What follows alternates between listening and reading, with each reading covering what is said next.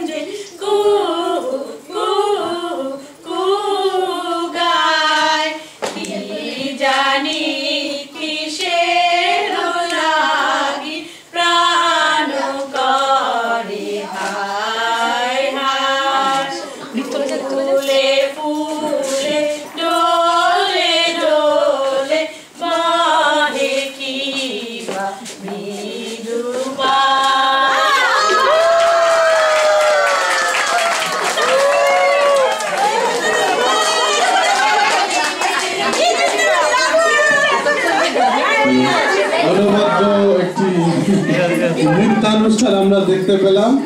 অক্ষিতা, কৃষ্টি এবং সিমরান তিনজনকে আমাদের সবার তরফ থেকে অভিনন্দন এবং কৃতজ্ঞতা জানাই। সবচেয়ে বড় কথা, সবচেয়ে কম প্র্যাকটিসে এরা সবচেয়ে ভালো পারফরম্যান্স করছে।